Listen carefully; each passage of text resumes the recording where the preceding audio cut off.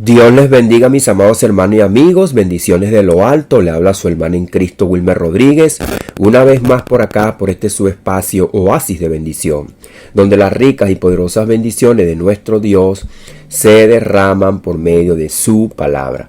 Amados hermanos, amigos, le comentamos que seguimos por acá en esta serie de devocionales en el libro de Filemón, una carta del apóstol Pablo, aunque la más pequeña y breve, pero cargada de un contenido profundo del amor colectivo y de del amor y esa entrega que tiene nuestro amado apóstol Pablo. Y habíamos dicho también que es la manifestación del amor de nuestro Señor Jesucristo a través de su siervo. Un ejemplo que nos queda a nosotros, aunque en una pequeña carta, pero muy profunda en ese sentido de ese mensaje. El apóstol Pablo, como habíamos comentado en el principio, en esta introducción a esta carta, el apóstol Pablo se presenta como prisionero de Jesucristo. También comentábamos que el apóstol Pablo quizás está preso es cuando ya es llevado a Roma. Y también presenta una serie de hermanos que él los va a mencionar como sus colaboradores.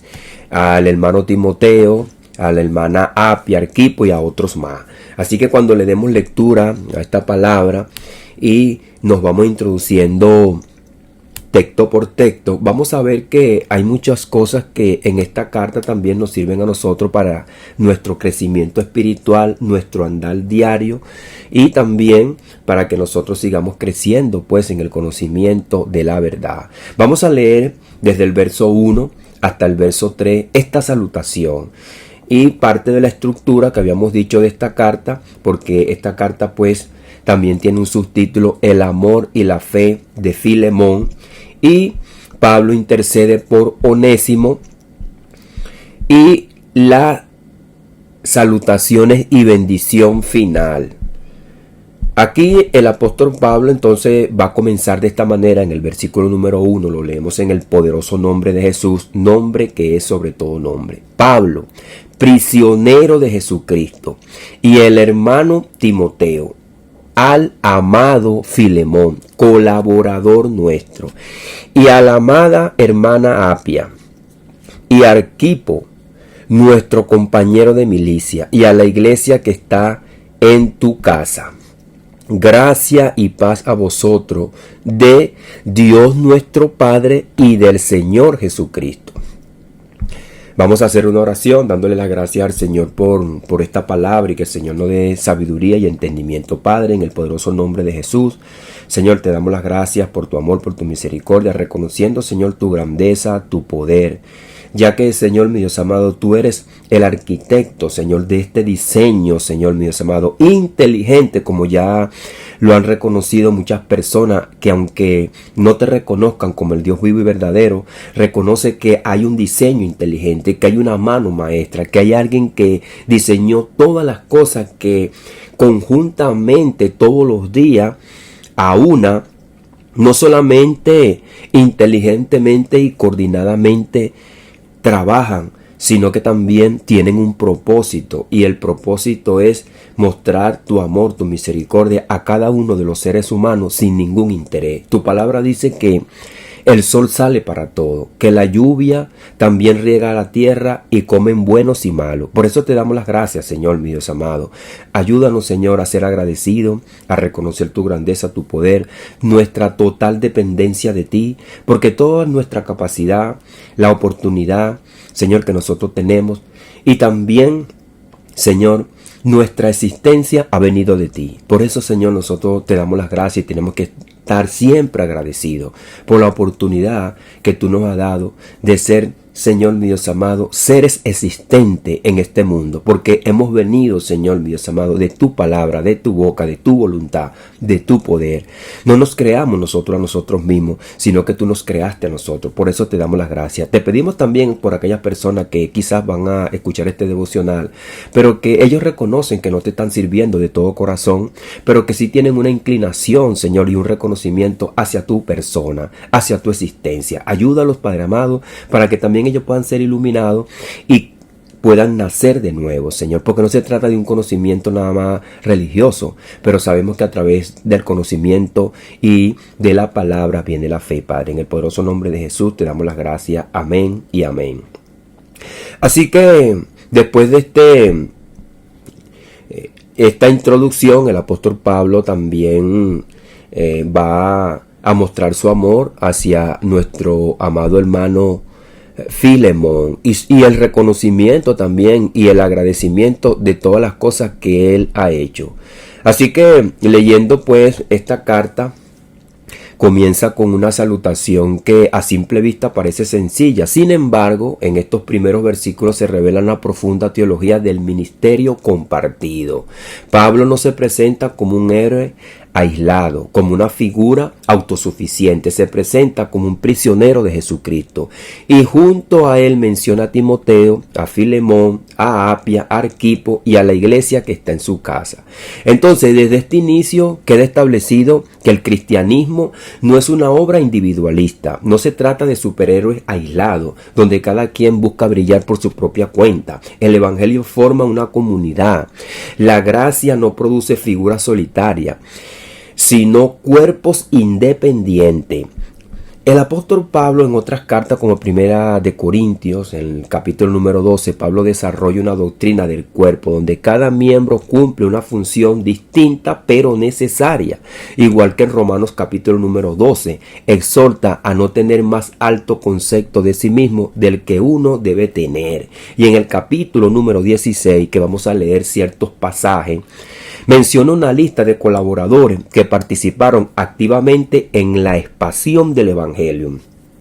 Así que el Evangelio, pues, no viene a formar figura o a diseñar una estructura individualista, sino a crear también equipos de trabajo y a delegar funciones para que todos aquí, como dice también nuestro amado apóstol Pedro en su primera epístola, capítulo número 4, verso 10, que cada uno de nosotros tiene un don y que lo ponga en funcionamiento en función también del amor y la necesidad que tiene cada uno de los miembros dentro de la iglesia. Así que esta salutación también a Filemón no es un mero formalismo nada más, es una declaración práctica del ministerio cristiano en una labor compartida, humilde y orgánica.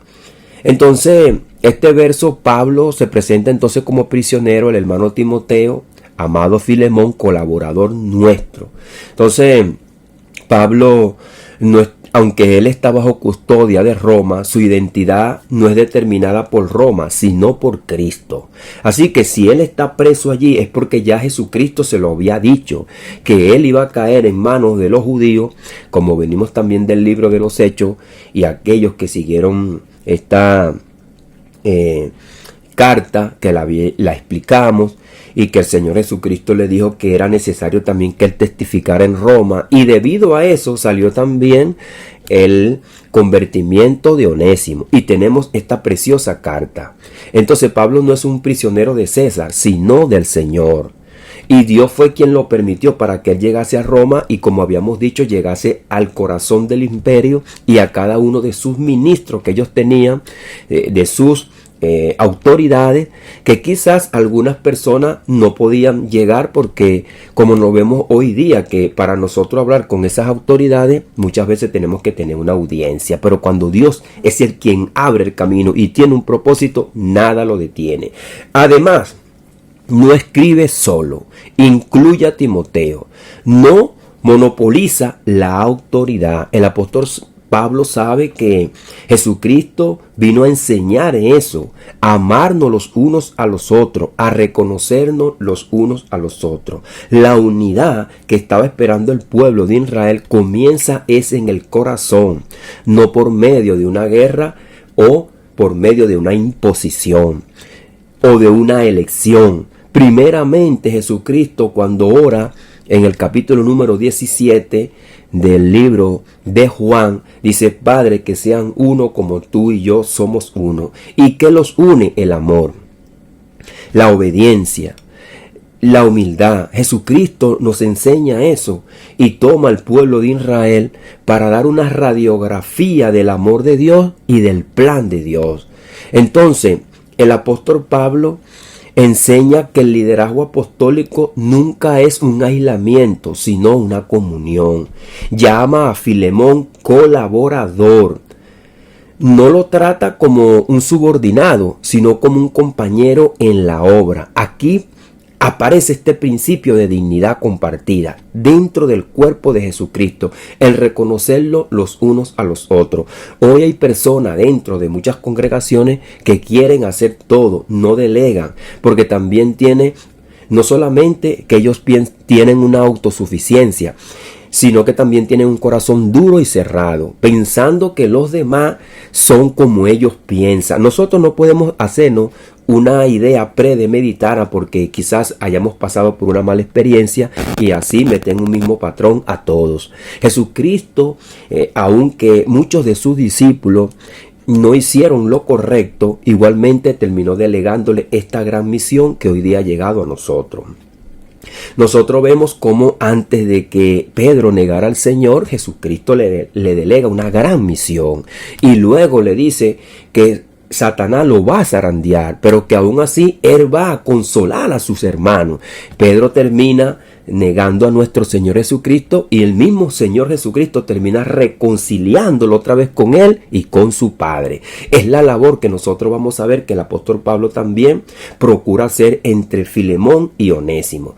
Acá también el apóstol Pablo dice: a la amada hermana Apia y a Arquipo, nuestro compañero de milicia, y a la iglesia que está en su casa.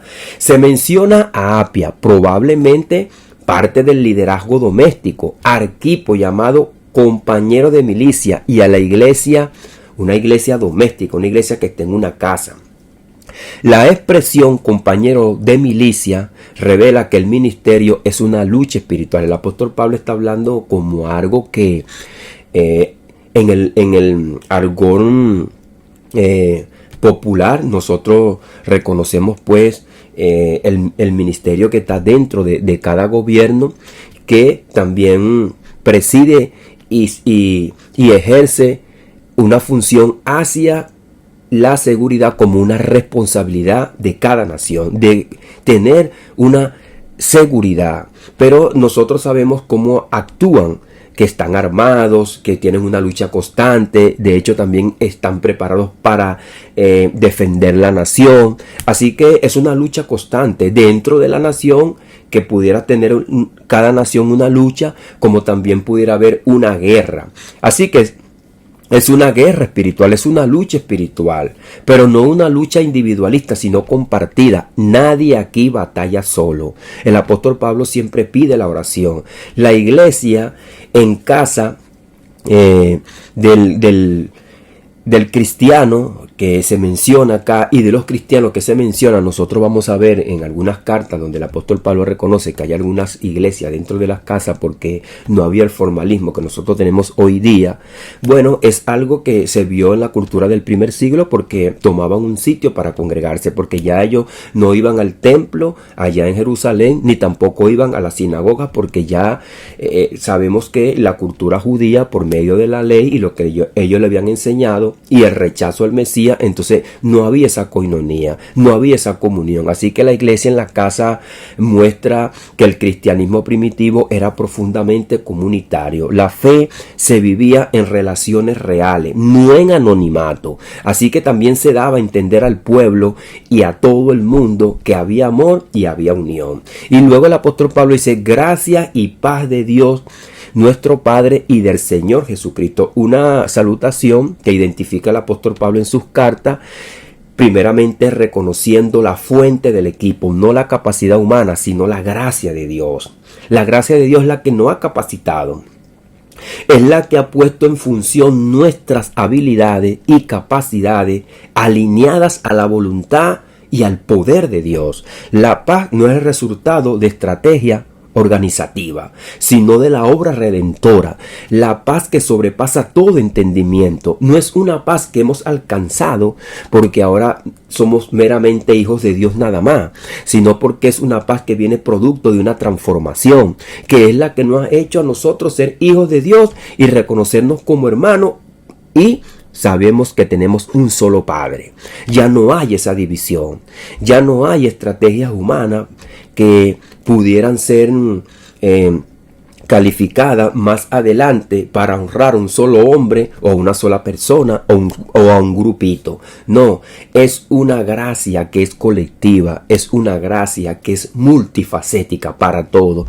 Todos tenemos aquí la oportunidad de trabajar. 3 principios doctrinales sobre el equipo de trabajo en la obra de Dios. La humildad como fundamento del ministerio compartido. Pablo, aunque un apóstol, no se presenta con títulos grandilocuente, sí, y tampoco se exalta, vive y enseña lo que dice Romanos capítulo número 12 verso 3. Digo pues por la gracia que me es dada a cada cual que está entre vosotros, que no tenga más alto concepto de sí del que debe tener. Así que la gracia es la que nos permite ver y entender que no ha venido de nosotros, ni se ha producido en nosotros este amor y esta capacidad de servir con humildad, sino que la puso Cristo en nuestras mentes y en nuestros corazones. Nosotros sabemos que nuestros corazones en el huerto del Edén fue infectado con el orgullo y la autosuficiencia. Así que es Cristo quien a nosotros en el ministerio cristiano nos hace morir al orgullo. El reconocimiento mutuo es parte de la madurez espiritual. El ministerio cristiano muere cuando nace el orgullo. Es por eso que cuando muere el orgullo, entonces vive la humildad y reluce el ministerio cristiano. En Primera de Corintios capítulo número 12, Pablo enseña que el ojo no puede decir a la mano no te necesito. La iglesia no funciona por autosuficiencia, sino por interdependencia. También reconociendo las habilidades, los dones que Dios ha dado a cada uno de nosotros. En un mutuo respeto también. Reconocer a la persona que Dios ha puesto dentro de las congregaciones con un liderazgo y con una capacidad y con un don. No es meramente a dedo, sino que Dios es quien llama y capacita. Dios a nosotros, a través también del antiguo pacto, nos deja ver y entender cómo estos ministerios se desarrollaban, como reyes, profetas y sacerdotes eran llamados, colocados por Dios en humildad y en amor, y pasaban un proceso, e incluso hasta el desierto, como lo vemos en Moisés. En 2 de Corintios también el apóstol Pablo expresa cómo fue consolado por la venida de Tito. 2 de Corintios capítulo número 7 verso 6. El apóstol Pablo necesitaba consuelo también. No era como nosotros muchas veces queremos ver a los héroes que están en la Biblia, como meros hombres que eran infalibles y no tenían debilidad. Necesitaba compañía, necesitaba también la comunión y el abrazo de los hermanos. Esto destruye el mito de un líder invulnerable o altivo. Y el modelo del Antiguo Testamento también que nosotros encontramos, el liderazgo acompañado, el principio de trabajo en equipo, no comienza nada más que en el Nuevo Testamento. Vemos esta figura en Moisés y Aarón, este cuadro en Éxodo capítulo número 4. Dios asigna a Aarón como portavoz de Moisés. El libertador de Israel no actuó solo. Él dice: Señor, yo no puedo hablar, soy tartamudo, se me pega la lengua y quizás yo delante de Faraón, nervioso, no voy a poder hablar bien. Y Dios le coloca a Aarón. En el amor que nosotros vemos en la cruz, no es nuevo. Dios muestra su amor también para con su siervo y hasta los ayuda, y le dio un colaborador a nuestro hermano Moisés. En Éxodo 17, cuando Moisés levantaba sus manos, Israel prevalecía. Cuando las bajaba, perdía fuerza. Entonces Aarón y Hur sostuvieron sus manos, lo ayudaron, estaban allí. El éxito fue colectivo y la gloria fue para Dios. David y sus valientes. En 2 de Samuel capítulo número 23 se mencionan los valientes de David. El rey David no consolidó su reino solo, lo hizo con hombres fieles que arriesgaron sus vidas. Así que la fidelidad no es simplemente selectiva, es colectiva, es para todo. La humildad, la fidelidad, porque vemos cómo estos hombres se mantuvieron. La sabiduría que nosotros vemos acá también en la Biblia, el principio de comunión se expresa entre los hermanos. La unidad no es una estrategia moderna, es un diseño divino. No es bueno que el hombre esté solo. Ya desde un principio en el huerto del Edén, Dios reconoció que no era bueno que el hombre estuviera solo. También el apóstol Pablo reconoce los dones, delega responsabilidades y ejerce un equilibrio pastoral. El ministerio apostólico fue multifacético. Pablo consolaba y era consolado, delegaba. Y también a él lo delegaron cuando lo enviaron. Él también no solamente establece un ejemplo, sino que también él es un vivo ejemplo. Los hermanos que ya eran viejos en el Señor, por medio del Espíritu Santo, él recibe una delegación. Y él se lo dice a Timoteo, que a Timoteo también se le delegó una responsabilidad, así como también se la delegaron los hermanos que nos dieron a nosotros la señal de confianza para ir a predicar el evangelio a los gentiles. El apóstol Pablo era un vivo ejemplo, y así como él se sujetó, y dice en Efesios que él está sujeto a la doctrina de los apóstoles, él también enseñaba a los suyos a sujetarse también a la doctrina apostólica, que es la doctrina de nuestro Señor Jesucristo. Delega a Timoteo en Éfeso y también delega a Tito en Crea. Pablo no se multiplica como un superhéroe. Reconocía también a las mujeres colaboradoras en Romanos capítulo número 16. También disciplinaba cuando era necesario en Primera de Corintios capítulo número 5, cuando dijo a este hombre que hizo tal maldad dentro de la iglesia, que tomó la esposa del papá y hizo un acto de pecado que hasta se escuchaba dentro de los gentiles y era algo horrible. Dijo, échenlo para afuera, también disciplínenlo. Y después este hombre corrigió y se arrepintió, y fue un consuelo para todos. Acá en Romanos capítulo número 16 dice el apóstol Pablo en el verso 1: os recomiendo además nuestra hermana Febe, la cual es diaconisa de la iglesia en Cencrea, que la recibáis en el Señor como es digno de los santos, y que la ayudéis en cualquier cosa que necesite de vosotros, porque ella ha ayudado a muchos y a mí mismo. Y luego también dice, saludad a Priscila y a Aquila, mis colaboradores en Cristo Jesús. Así que el apóstol Pablo no reconoce nada más a nuestro hermano Filemón como un colaborador, sino también a otros que andaban con él. Y dice el apóstol Pablo en el verso 19, que es importante también, porque vuestra obediencia ha venido a ser notoria a todos. Después que él nombra una serie de personas, del verso número 1 al verso 19 que hemos hablado, si usted puede tener el tiempo para leer este capítulo, él dice, porque vuestra obediencia ha venido a ser notoria a todo, así que me gozo de vosotros, pero quiero que seáis sabios para el bien, ingenuo para el mal. En el verso 22 también el apóstol Pablo dice, y él deja también que el escritor de esta carta, yo Tercio, que escribí la epístola, os saludo en el Señor. Así que fíjese que el apóstol Pablo también tenía hasta un colaborador que escribía. Todo es un equipo de trabajo. No se pone como autosuficiente quererlo hacerlo todo. El Todopoderoso, el único Todopoderoso está allá arriba, y el apóstol Pablo lo deja entrever en sus cartas.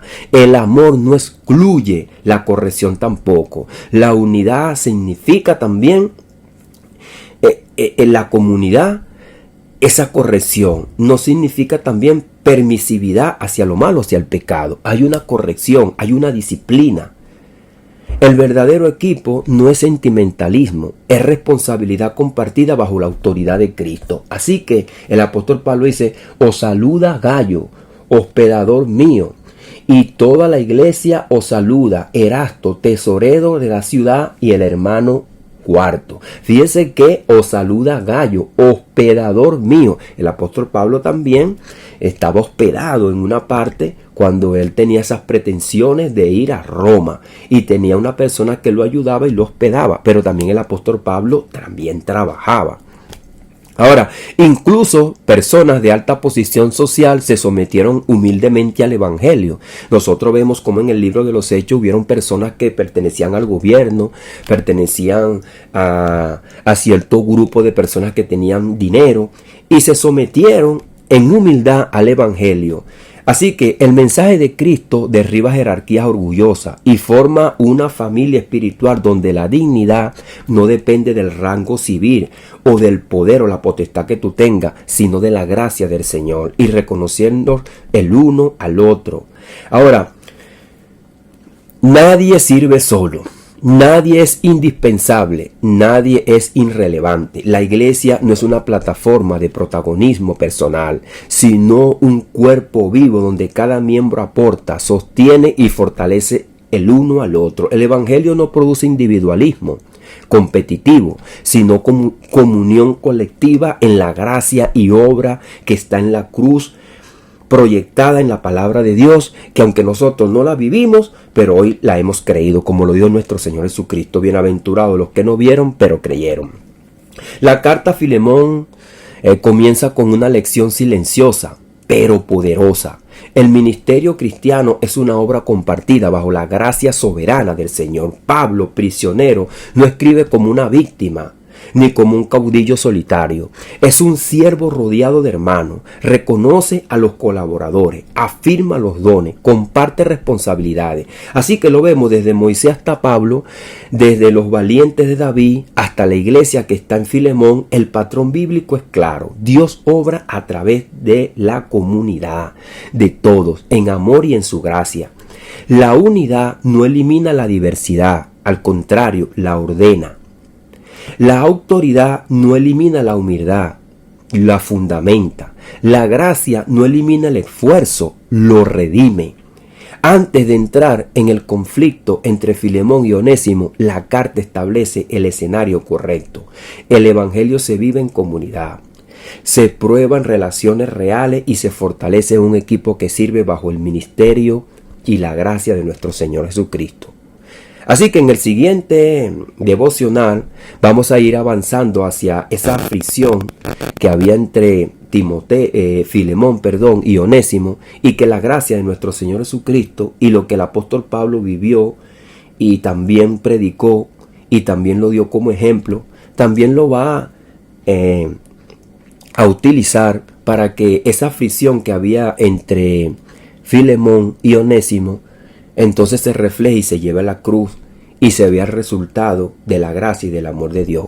Entonces, esto prepara todo el terreno para que nosotros también veamos cómo el amor de Dios también ha llegado a nuestras vidas, a nuestras mentes, a nuestros corazones, y que no meramente, como siempre lo hemos dicho, veamos un devocional más o una simple historia. Es la palabra del Señor, es el amor de Dios que nos instruye, nos ayuda y nos equipa para que nosotros día a día el paso que vamos a dar aquí en esta tierra lo demos por la gracia, el amor y la misericordia del Señor, buscando gloria y honra para su nombre, pero también reconociendo a todo lo que nosotros tenemos a nuestro alrededor, con respeto, con amor, con consideración, considerándonos también a nosotros mismos, porque así como quisiéramos nosotros también ser reconocidos, también nosotros tenemos que reconocer a otros.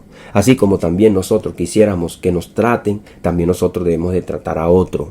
Porque quizás yo me sienta útil y en una parte no me estén utilizando, pues también otros lo manifestaron, como también el apóstol Pablo lo manifestó, y también como el apóstol Pablo corrigió. Entonces, también, como dicen en el argot popular, hablando se entiende la gente. Así que esta carta nos deja un sencillo y profundo mensaje, aunque corta, breve, pero esta salutación nos da a entender que el apóstol Pablo no era un caudillo solitario, como lo hemos dicho. No era un superhéroe, sino que delegaba funciones, pero también corregía a aquellos que también se salían del camino o querían dar conforme a sus propias pretensiones. Así que Dios nos ayude. Padre, en el poderoso nombre de Jesús, te damos las gracias por tu amor, por tu misericordia y por tu palabra, Señor, que la hemos leído, la hemos expuesto, mi Dios amado. Tú nos has dado sabiduría, nos has dado entendimiento, nos has dado humildad. Señor, tú nos has dado amor, nos has dado humildad, nos has dado comprensión, nos has dado salud. Nos has dado todas las cosas, Señor, mi Dios amado. Por eso nosotros, Señor, te tenemos que dar gracias. Porque no meramente también es el amor, sino también soportarnos los unos a los otros, reconocernos los unos a los otros, pero también mantener la fidelidad, Señor, mi Dios amado. Ayúdanos, Señor, para que nosotros podamos caminar en este camino conforme a como tú nos has llamado, que tomemos la cruz, que no es por un día, que no es por un mes o por una semana o por unos años, que es todos los días hasta que nosotros partamos de esta tierra.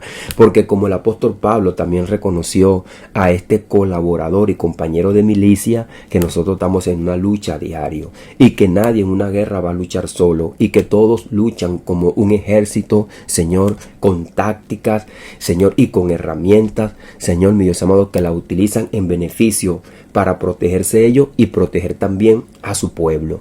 Ayúdanos, Señor, porque nuestras armas de nuestra milicia no son carnales, sino son poderosas en ti. Son más poderosas que las armas que tienen aquí las milicias terrenales, porque vienen de arriba, porque tú has demostrado por la palabra cómo tú, Señor, hasta destruiste ciudades que se rebelaron contra ti, y ha quedado escrito que tú eres el Todopoderoso, el Creador, el que nos ha dado el aliento y la posibilidad, Señor, de existir.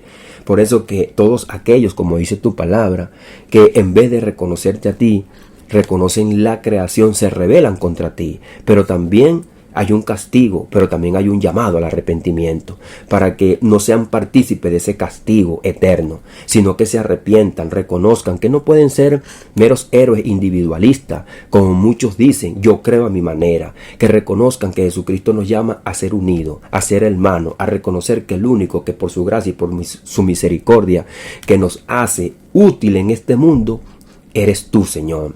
A reconocer esa capacidad y esa posibilidad que tenemos de andar, de movernos, de hacer y de brillar, tú nos las has dado. Ayúdanos, Señor, mi Dios amado. Pero ayuda también a aquellos que andan en su arrogancia, Señor, andan en sus propias pretensiones y que se han apartado por sus propios caminos. Como lo dice tu palabra, hay caminos que al hombre le parecen correcto, pero su fin es camino de muerte. Ayúdalos a que vengan al camino de la vida en arrepentimiento y fe, Padre. En el poderoso nombre de Jesús te damos las gracias. Amén y amén.